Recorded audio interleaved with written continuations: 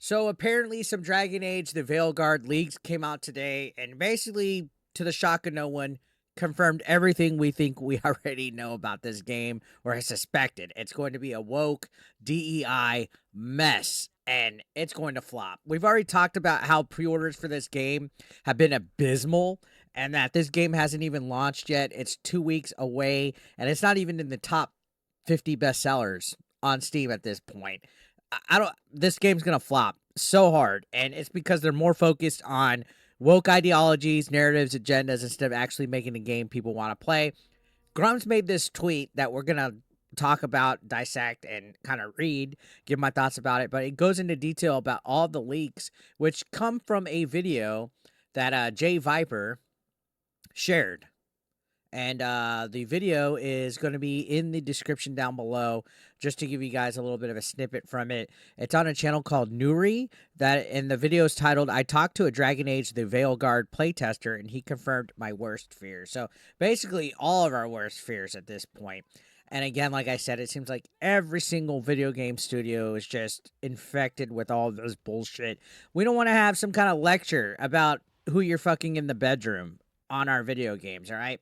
Now, you can see at the disclaimer of this video, it says that John, who's not the real name of the playtester, is still under an NDA. So, again, take all this still with a grain of salt, though. It's all speculation. It's all rumor at this point.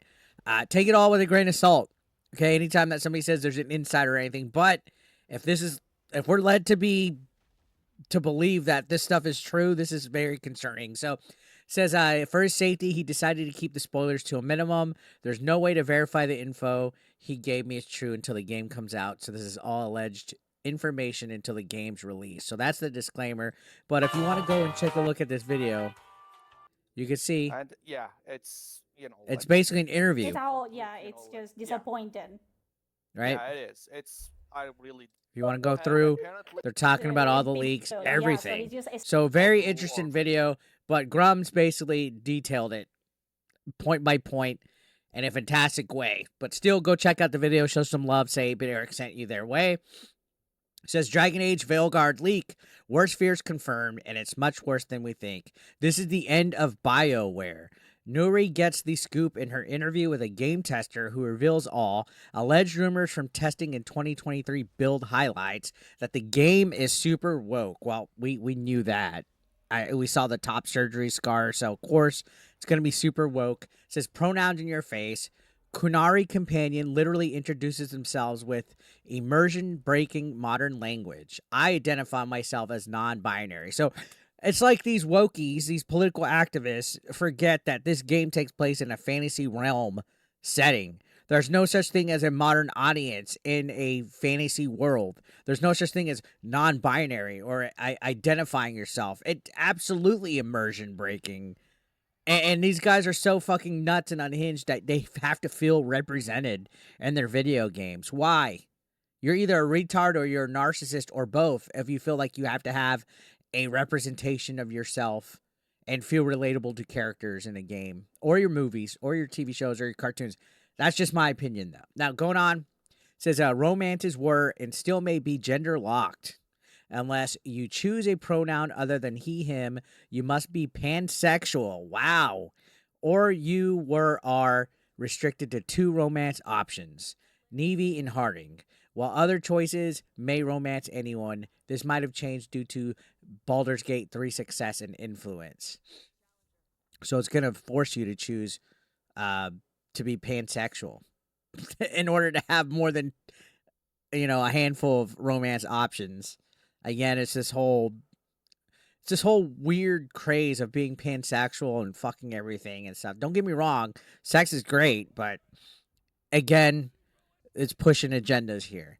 Now it says Solas is sidelined hard, made into a minor character with little importance or development until suddenly important at end of game, and that ending is baffling and not in a good way, but no spoilers revealed. So they didn't reveal spoilers about this, but especially with a main character like this, for them to be sidelined, that's not going to go over with the community. It says the story is disappointment after disappointment. And I'm tending to believe that because it seems like anybody in Hollywood or entertainment, whether it's video games, movies, whatever, it seems like they forgot how to write. It seems like they forgot how to write nowadays. Now, continuing on, says facial animation is Andromeda all over again and plastic, which I assume is a lot of my face's tired quality. So everybody's going to have resting bitch face, right?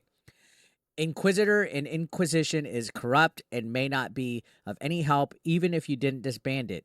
Choices don't matter. It's Mass Effect 3 again. It's like this day and age with games and AAA games and third-party games. They just keep fumbling the bag. It seems like they try to do all these innovations and all these advancements to be diverse and shit, and then they forget how to actually have decent gameplay mechanics and decent writing and decent stories and decent characters. Going on, it says Rook has been sidelined. Backstory wasted. Just a guy in a bar. Very much diminished. Tester feedback ignored. Boss said it's very good feedback, but I can't send it to them. It's very good, but basically you can't talk about how the woke stuff is making the game worse. It's not something you could talk about even if it's ruining the game. So tester feedback, the developments, the devs, the development studio are ignoring tester feedback. And if you're telling them, hey, the wokeness in this game is ruining it, they're ignoring you. Literally, they don't care. It has to be forced in there, allegedly, to this whole leak right here. Continuing on, it says Grey Warden Darvin, a newcomer who never finished his training, gets to influence and make important decisions for the Grey Wardens solely because he's a POC. Gets to decide everything. So basically, the Yusuke treatment with this individual. And again, it's a DEI checkbox. That's all it really is. Continuing on, it says the segmented gameplay in the Fade is a boring walking simulator with just some fetch quests. Completely wasted opportunity. Other major characters like Varric turned into mere advisors and pushed to the back of the story. It's so far removed from Origins that it's crazy that it's in the same universe. This is the end of BioWare, the interview concludes. Final nail in the coffin of a once great studio and franchise. And they say check out the link below. So, again, not surprising considering all the stuff and the red flags that we've seen leading up to this game's launch. It's sad to see how studios like BioWare have come. You know what I mean? Like how far they've come from being once great. It's almost like the people that used to work there are no longer there. They're replaced by a whole bunch of progressive wokies that are living off of their hard work from years and years and years, and they're taking these franchises and bastardizing them and not knowing exactly what to do. You know, you're literally walking into a fandom and a fan base with not just Dragon Age, but like Star Wars, Marvel, you name it. You're walking into an established fandom and you're trying to change the source material for a modern audience that does not show up. It does not exist. All right? This modern audience fails to support anything. Look at Concord. Look at Dustborn. Look at fucking Star Wars Outlaws. All these fucking wokies are just whack. They do not give a shit about making an entertaining game. They want some kind of platform to where they could get their political ideologies out and force everybody to accepting it, like top surgery scars and shit. It's nutto. It's literally nutto. So of course you can see in the replies, people are just eating it. Ian Miles Chong says, I completely expected that. And Grum says, I used to think the strength of the brand would carry them, but not after this. If this is true, they're toast. And yeah, again, strength of the brand. I guess that's what they were hoping they would live off of. I guess that's hoping what they would survive off of is the strength of the brand. But you're just taking all these people's hard work that came from behind you and fucking ruining it. That's essentially what it is.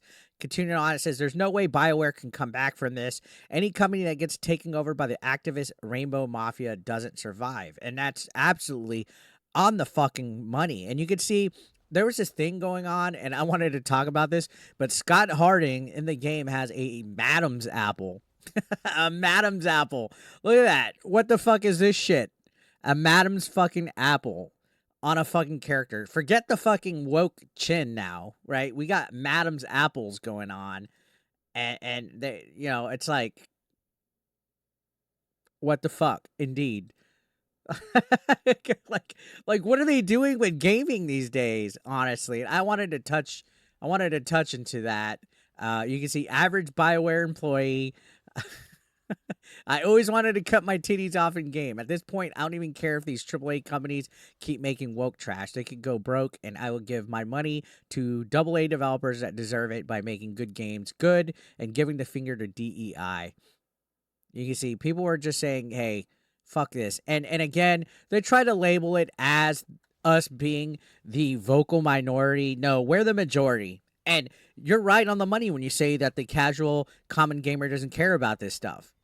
That's why all this woke stuff fails, because they don't care to play bullshit like this. So Dragon Age, the Veilguard, is looking like a red flag more and more every day.